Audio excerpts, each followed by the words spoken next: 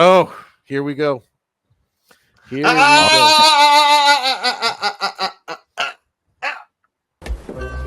Okay, you did say aft. AFT, aft. And that's a fucking word. In the back of the cabin on the right side, Leo. Well, why didn't you just say that to begin with, Roger? I love these people get around boats and water. All of a sudden, everything becomes fucking nautical. A stern, a vast, your landloppers. Man the bilge pump. What? Pump your fucking ass. All right. Man the built pump. Pump your fucking ass.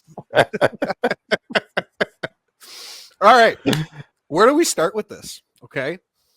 Let's start with this all you. I'm just a participant in this. I'm observing. Let's start with the $800 price tag. $800 US. Are you kidding me? Like, and the worst part is it's not even the price tag. It's this narrative that, oh, it's for the enthusiast gamer. Like, I'm sorry, but I had a PS1, I had a PS2, I bought multiple PS3s, I had a PS4, I bought a PS4 Pro, bought a PS5 at launch. But because I'm complaining about the price of this goddamn thing, I'm not the gaming enthusiast market that you guys are supposed to be catering to.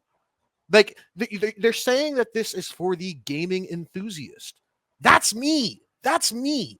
I've been a gaming enthusiast all my goddamn life, dude. Okay?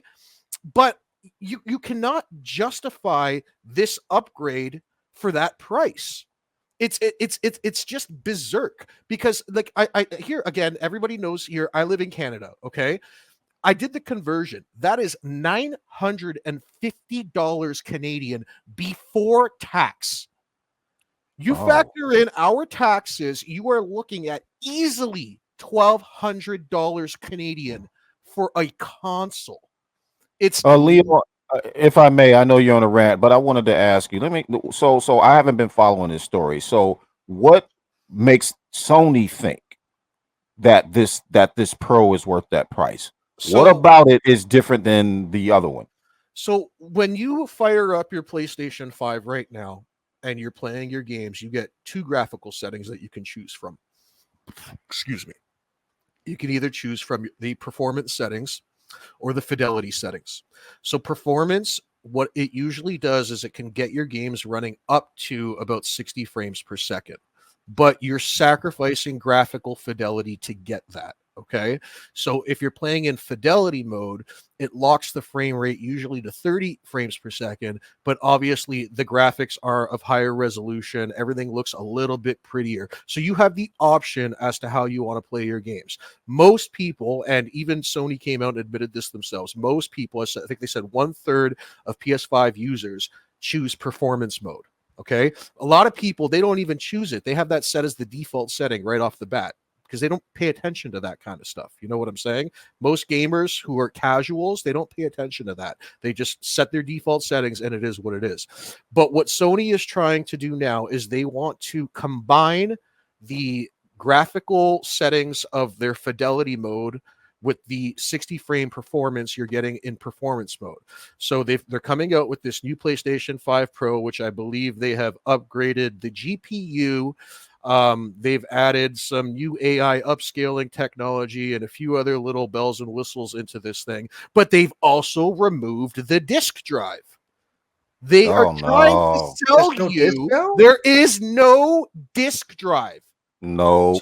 So it's all in the cloud. So it's all cloud-based. Well, here's the thing. They are selling you a disk drive attachment separately for $80 US.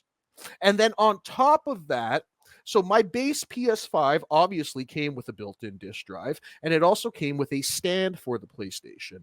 They have now taken the stand out of the box and are going to charge $30 extra just for the stand for this. So we'll call that $1,200-$1,300. Yes. That's just. And obviously that's not including if, like, let's say you're a brand new PlayStation person coming into the ecosphere of that console. That's not even including, like, let's say you want to buy a game. You want to buy a brand new Mhm. game to play on your brand new PlayStation. You know what I mean? That's another $100 on top of that. So it's just like we have entered now this era in gaming where it's just nothing but diminishing returns, where you are going to pay more and more and more, but we are going to get less and less and less because this upgrade does not justify the cost. Because at that cost, I can invest a few $100s more and build myself a gaming PC that will outlive the life cycle of the PS5, most likely up to the PS6 era. And I can experience 4K 60 frames per second gaming, not only with this generation of gaming, but if I were to go back and use emulation, I could take games from the PS1 era all the way up to the PS3 era and upscale them to 4K 60 FPS all through the hardware. So it begs the fucking question, who is this console for?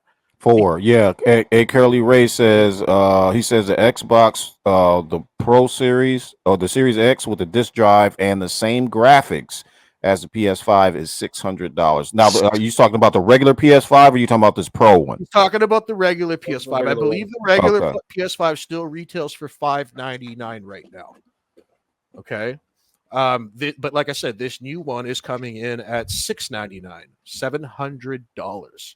Like that is, and what Yes, blows my oh, mind is Yes. like there has not been a significant jump in technology to justify this. Like when they put out the PS4 Pro, one of the things that justified people purchasing that was now 4K TVs were becoming a household staple. The PS4 Pro came out at a time where a lot more households had their 4K TVs. A lot more households now wanted to experience HDR. HDR was the big thing. So when the PS4 Pro came out, that was the gap that it filled. Now I can play my games in 4K in HDR. That was the big jump from the PS4 to the PS4 Pro. This this jump in technology does not justify the price. You're talking about paying an extra $300 on top of a base PS4 without a disk drive for a few more frames per second, and it's absolutely fucking ludicrous. It's highway robbery, and this is what's wrong with gaming because this is going to set a precedent for the future. If people go out and support this and spend $700 on a console with no disk drive and no stand and they support this, imagine what the prices are going to be come the PS6. Imagine what they're going to try to do with that. Well, not only that, dude. Like also like the quality of the games lately have sucked. Yeah, because there's a lot of messaging video games out there lately. Yep. So that's another thing that, like me, for instance, I'm a PS5 also. I don't have I have the digital. I don't have the disc. I wanted to upgrade because I told you privately I was thinking about getting so I can play some. But Blu-ray you can get the disc attachment. That disc attachment works on your PlayStation. You have the PS5 Slim, I take it, right? The small. No, one? I don't have the Slim. Oh, okay. Sorry. So you have the original PS5 digital. So you're right. You can't upgrade it. Okay. Yeah. But I'm like, I was saying, like, honestly, I just wanted because I don't mind downloading the games, for me, whatever. But the movies that I have, like for instance, ZSJL, I have it in disc, but I've never played it. I have also what other the Ocean's 11. We got Skywalker in the chat. Yeah, I think it's very much possible, Sky. Yep. Hey, let's Sky. If you want to come in on this, I'd love to bring him in on this if he's interested. Yeah, let's go ahead and we're gonna go ahead and get transitioned on into our other topics here. But we're gonna go ahead and start bringing people into the chat. I want to discuss what our next topics are going to be, or what we've talked about or briefly touched on so far. Yeah, no, and I think it's very much possible that there might not be another console generation after this because like this is crazy. It doesn't justify the price. The upgrade does not justify the price, and it's setting a horrible precedent for what's going to come next. What are we going to experience when the next thing comes out, whether it is a new console or whatnot? Just, honestly, listen. One of the things that they should feels to me like it. Oh, I'm sorry. Go ahead, man. I'll cut you off. One of the things that they should start doing is we have a huge library of games that they should just, instead of making, if they want to capitalize on nostalgia, all they have to do is grab all the games, bundle them up, and do it as a collection. Like right now, the Marvel versus Capcom. That looks amazing. Collection. Yes, that looks amazing. But listen, I'll do you one further, Phil. Okay. If Sony had priced this thing at where they priced it at now, it's $700. But if they came out and said, "Hey guys, this console is going to be backwards compatible with every generation of PlayStation," there you go. Can take your disc, that would have solved the problem. Whether it be PS1, PS2, PS3, PS4, or PS5, if you gave me a console that is backwards compatible with everything, I would pay $1,000 for something like that. That's easy. Not only it pays for itself. Exactly, and not only that, but have the option to, let's say, if somebody has an old PS2 or PS3 disc, make it compatible with the PS5, or also on the PlayStation Plus subscription. They put all the games and have them download. Here's the thing: anything that comes under that they put up on their subscription service, it all comes down to them having to secure the distribution rights again. So for them to go back and take old games and secure those distribution rights and put it back on their on their digital store, it is a task, because it is really hard to secure some of these old games that have expired music licenses and all that kind of stuff. The answer to this, okay, is very simple: sell your customers a built-in emulator. Put a fucking emulator up on your store, and you could charge me $50 for the thing. But once I download it, I should have access to everything in my library to play on my PlayStation. So sell me a PS1 emulator for, let's say, $29.99. I buy the $29.99 PS1 emulator. I could take my PS1 discs and play them. Agreed. It's like me, man. I got so I got an Xbox 360 and I got an Xbox One S, right? Both of them have the disc and all of that.